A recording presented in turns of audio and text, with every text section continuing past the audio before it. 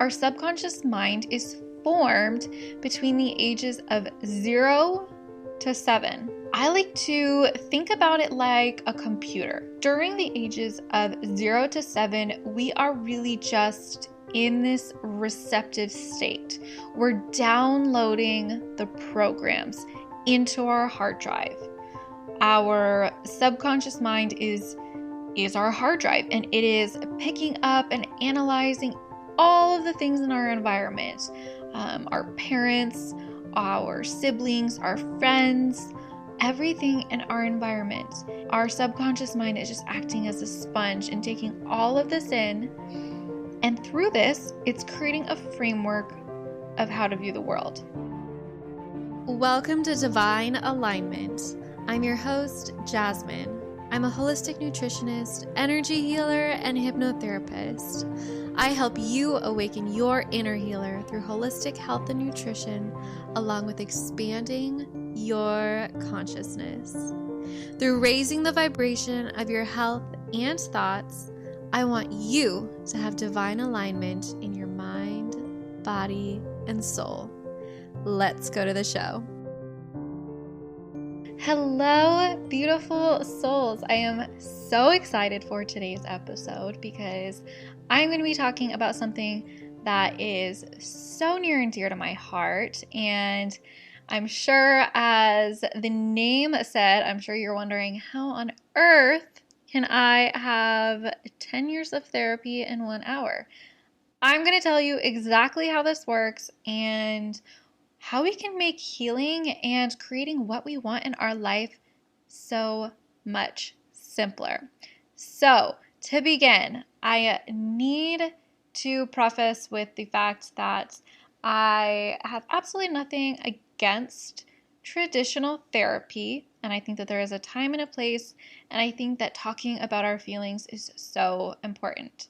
That being said, our traditional paradigm of healing mental illness is clearly not working. I know. I'll just begin with my story. When I was struggling with an eating disorder, the very first thing that they say is go and get therapy. I began with therapy, and I went to my therapist a few times a week, and every single time I would go, I would resist it. She would ask me questions. This is really embarrassing, but I would lie. And if you know me, I really am not a person who lies at all, but my eating disorder really brought out the worst in me. So when I was being asked about what I was eating and things like this, and it was just really, I was going, but I was not getting anywhere because we were just dialoguing with the conscious mind, which I'm about to get into. Going to therapy often takes session after session after session after session after year, after decade. And this is because we are dialoguing with the conscious mind. We have our conscious mind and our subconscious mind. The crazy thing is that our conscious mind, the one that we dialogue, the one that I'm talking to you with right now, and the one that you're listening with, our conscious mind makes up about 1 to 5% of the thoughts that we have. Our subconscious mind, on the other hand, makes up 95 to 99% of the thoughts that we have on a daily basis. Why is this so important? Well, our subconscious mind is formed between the ages of 0 to 7. I like to think about it like a computer. During the ages of 0 to 7, we are really just in this receptive state. We're downloading the programs into our hard drive. Our subconscious mind is our hard drive, and it is picking up and analyzing all of the things in our environment, our parents, our siblings, our friends, everything in our environment. Our subconscious mind is just acting as a sponge and taking all of this in, and through this, it's creating a framework of how to view the world. So then, by the age of 7 onward, we operate based on the systems that we've downloaded from 0 to 7. Now, this becomes increasingly important because if there are things that we picked up, which I'm pretty sure that no one has had a perfect life with perfect parents and no tragedies and nothing bad happening. We all experience bad things in our life. We all experience hurt, whether it's abuse or neglect or shame. We all experience it to some degree, some level, in some form. If we continue living our lives through these downloads that we received from such a young age, you can see how then as adults, it's crazy because even though we're adults, I'm assuming most of you listening are adults, we are really just still playing based on this programming from the ages of 0 to 7. So we're really just all little kids who are operating in these adult bodies. And so another part of this is that I wanted to talk briefly about our different brain states.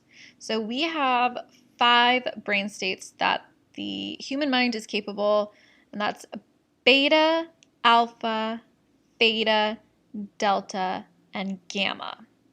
So really quick, our beta state is our waking conscious, it's our reasoning, it's what we operate on a day-to-day basis. Alpha brain states are the relaxation brain states. So this is typically like if you're watching TV or relaxing, you're probably going to be in alpha state. Theta state is light meditation and sleeping, as well as hypnosis. Delta is our deep sleep, and gamma is basically like insights or higher level information processing. When we are in the ages of 0 to 7, we are operating primarily in a theta state. So why this is so important is we're basically in hypnosis during the first 7 years of our life. We're just a sponge being downloaded all of this information, and our subconscious mind is using this information. So it's doing this for a few reasons. One, to create our vision of reality, and it's also doing this to protect us. Our mind's number one job is to protect us. We often think that our mind's job is to make us happy or to make us fulfilled, and it's not. Its number one job is to protect us and to keep us from dying. That is the number one job. And so if you are not happy in your life, it's not because your mind is doing something wrong. It's because it is just operating to protect you. So I want to dive into a couple examples because I think that this kind of makes it a bit more concrete and easy to understand. So, for example, I worked with a client who had this traumatic experience happen to her. I also just want to say that a trauma does not have to be rape or incest or something terrible like this. Being born is a trauma. It's a very traumatic experience for the baby to come into this life and have all of this different change of environment so suddenly. That is a trauma. We experience multiple traumas varying in the degree of severity throughout our lives. My client that I was working with, when she was little, she was 3 or 4, she got lost in the grocery store. She was with her mom, they were grocery shopping, she got lost. As a little 3-year-old in a store all by herself, like feeling all by herself in this big store that she doesn't know what aisles are what, where everything is, she loses her mom. At this time, she took on the meaning that she was abandoned. And so the rest of her life, she went about her life. Her mind was trying to protect her from being abandoned. I'm sure if any of you are moms out there, you know, and even if you're not, you get like this happens. It's nothing crazy. The mom is not a bad person. Things just happen. Because my client, because she had lost her mom in the store, for whatever reason, she went to look at something or her mom needed to look, she was not able to find her mom. Now, she was terrified. She felt so alone. She felt scared. She felt as though she was vulnerable to being to danger, essentially. And so her mind decided in that moment, I never want this to happen again. And so her mind worked from that point forward to protect her from that situation and that feeling never happening again. So what does it do? How does this look like throughout her life? Well, here she is, 32, and was not able to be in a relationship. She was driving men away because she had this intense fear of being abandoned. You can see how, from a partner's perspective, that is a lot of responsibility to be in a relationship with someone who is always worried about you abandoning them. That is a lot of responsibility for anyone. And now it has nothing to do with her being a bad person or a bad partner in any way. She was just wanting their love and wanting to know that they would never leave her. But this very drive and fear was pushing men away. Literally identifying this in hypnosis was able to not only switch that belief, but realize and tell the subconscious mind it's okay. It does not need to worry about being abandoned anymore. And it can see now that just because that experience happened in the past, it does not mean that it will happen in the future. And when we can see and shine a light on this darkness, shine a light on this pattern, it can see that it's now safe, it has everything it needs, and it doesn't need to keep replaying this programming. And so that's kind of what I want to dive into next, is that there really are only two ways to change our subconscious patterning. And that is through habit and hypnosis. Those are the two ways that we create those new neural pathways in our mind, in our subconscious mind. Because you can see how if we're trying to do things based on our conscious mind, if we're trying to explain things away in our conscious mind and justify and reason, it's just a lot of effort. And so this is why affirmations oftentimes don't work super well for people. And don't get me wrong, I really want to put this disclaimer because I love affirmations personally.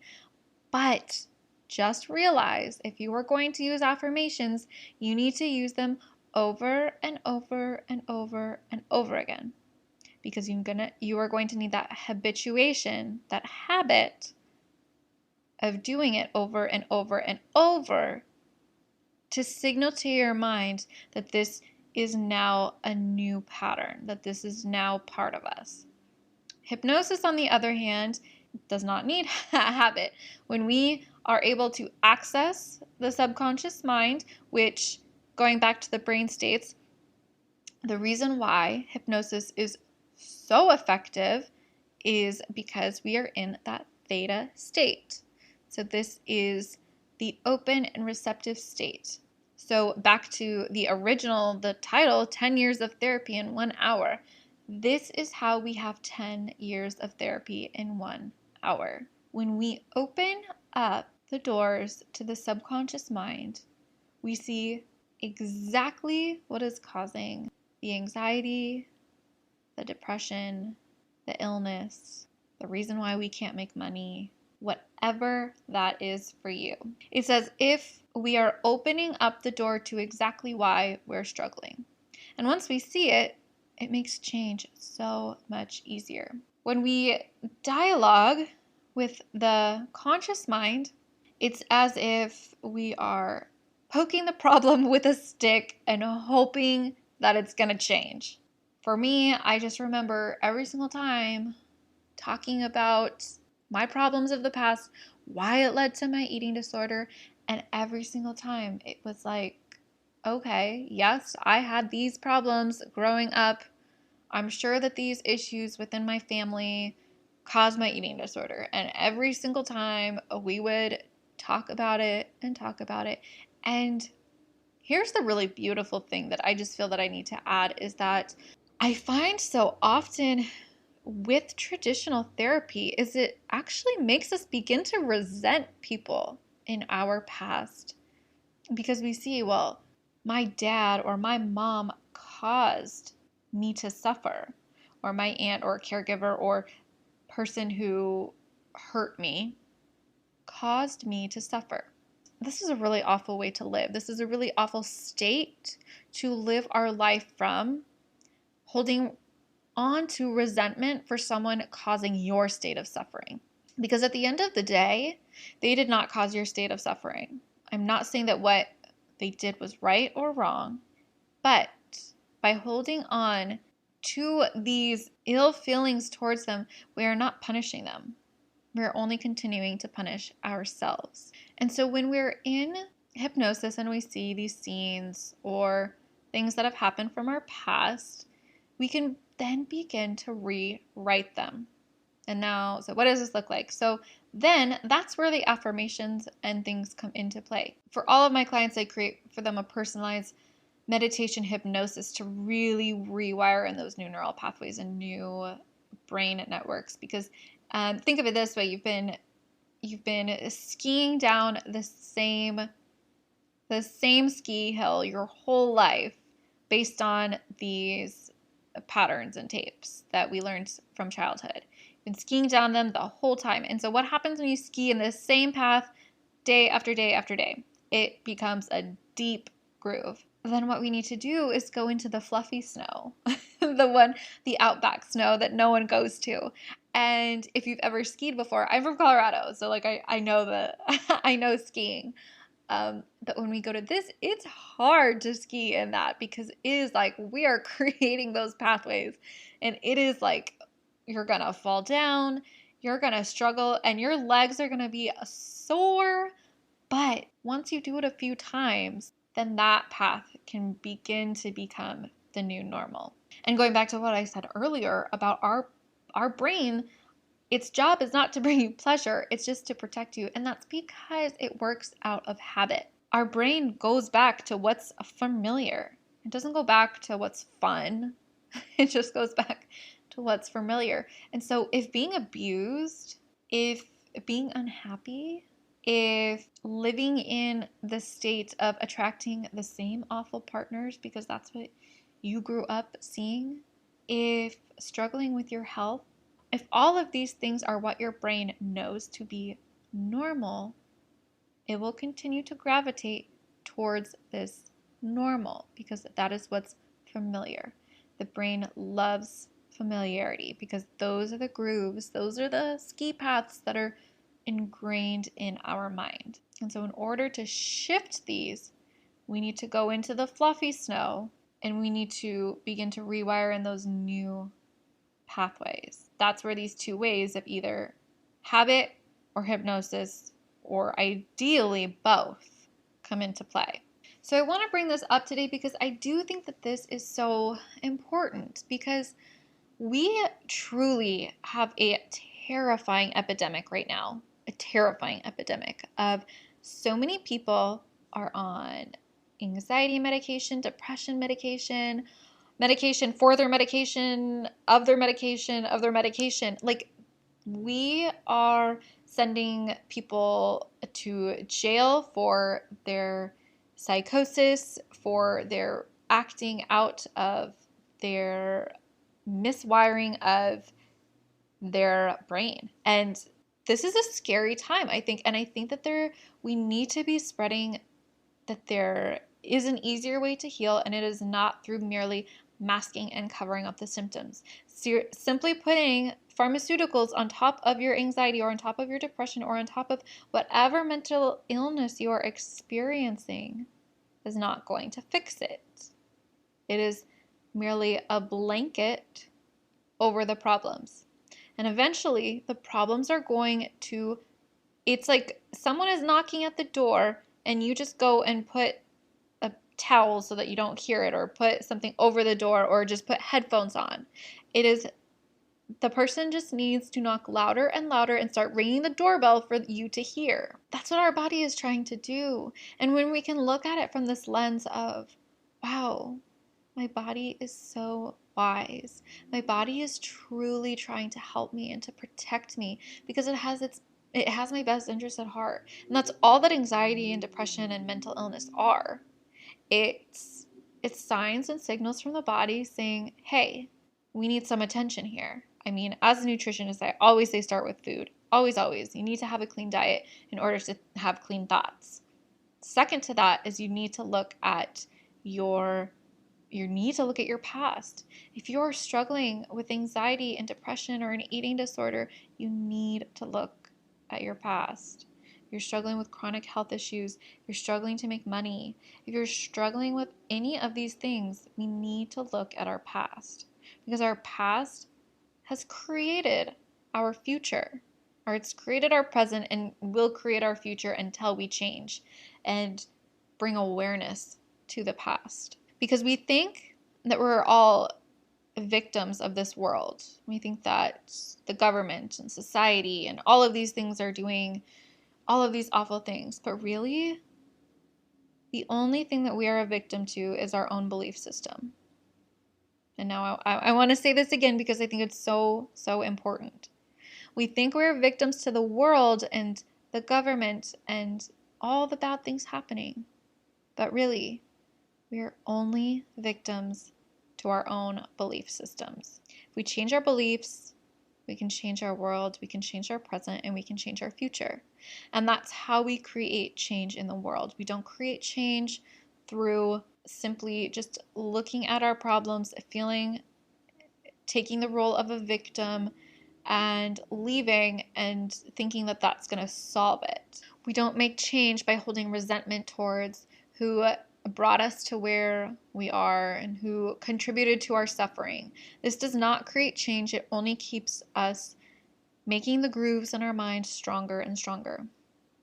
We create change by taking responsibility for where we're at, having forgiveness for whoever brought us to where we are. And that was another thing that I don't know if I ever finished or closed that gap, is that if we can have forgiveness for whoever hurt us, and that's what I meant to say about hypnosis, and the difference between hypnosis and therapy is that while therapy actually I find makes us really mad and resentful towards those who hurt us, hypnosis gives us understanding and clarity and the awareness that hurt people, that whoever hurt us is most likely struggling and is literally just operating based off of their hurt, their wounds. And I know that this is going to be, I'm sure not everyone will agree with me on this, but when I hear about these people who are doing these mass shootings and going to jail for these crazy things, what they're doing absolutely is not right. Where my mind goes is, how much is that person suffering? How much is that person suffering that they believed in their mind that this was the answer? That hurting others was the answer. And when we can look at things in life, like, how much did that person have to be struggling to do that? I truly believe that we are all innately born wanting the best and nothing but good for one another. I believe that we're born as these pure, infinite potential that just, our hearts are good. I don't believe any of us are born with a bad heart that wants to create evil in the world. We go through experiences that wound us, that want to create evil in the world or make us a victim towards whoever is creating evil in the world. Even if you are the victim, realizing that that person is struggling, and it is not punishing them by holding on to it. We're only punishing ourselves by releasing that, by forgiving them. We can then begin to create those new pathways that we actually want to be going down, of success and love and health and healing and bliss. Because this is our birthright. This is so attainable and so achievable. But we need to believe it's possible, and we need to either change our habits, do hypnosis. And now those things are widely available to all of us. Lastly, another tip that I love to give away is that I want you to bring to mind whatever it is you're trying to fix in your life right now, whether it's your health, your anxiety, depression, making more money, whatever it is that you're trying to heal or fix, whatever it is that you're trying to make better. Rather than looking at it as something that you don't know how to do, you don't know how to heal, you feel hopeless, rather think of something in your life that you were able to do, that you did achieve, that you did a time where you were successful, a time where you felt achievement, where you felt like you did a good job. And when you bring to mind that instance, now this is a really amazing hypnotherapy hack for you guys. Transfer that energy to the thing that you are looking to heal in your life. And when you can view it from that lens of pure possibility and pure potential, and just like it's easy to change when we can transfer that energy. And I'm telling you right now, this is so much easier than you would ever think, and you are so much more powerful than you would ever think. And when you can just begin to harness that energy of a time where you were successful, you were healthy, you even if it isn't related to the thing that you're trying to heal. Just think of a time where you did really good, where you got a good grade, or your parents said you did a good job, or you just felt good about yourself. Someone gave you a compliment. Take that energy and put that on to whatever it is you're looking to change. And I'm telling you, you can make a shift in your life right now if you so choose. If that's something, if you truly believe that you can heal it. I truly believe that belief is one of the best ways to heal anything. And if we believe we can heal, if we believe that things are possible, they are. If we believe they aren't, you're also correct. I hope you guys enjoyed this episode. I also just want to mention that some of the people, I'm going to leave in the show notes just a link of some of my favorite people who have influenced my thoughts and beliefs, and where I have kind of gotten my knowledge from. And I'll put those in the show notes, but I will say, really the person who got me who just opened my mind in such a new way, and really, I believe his book changed my life, was Bruce Lipton's book, The Wisdom of Our Cells. If you can read that book, I actually did the Audible of it, and oh my goodness. What was really fascinating though is I feel like I had kind of the compound effect, because I listened to it's actually The Biology of Belief is kind of the known book, but The Wisdom of Our Cells is like the extended version of The Biology of Belief. I haven't read The Biology of Belief, but I've heard it's just as phenomenal.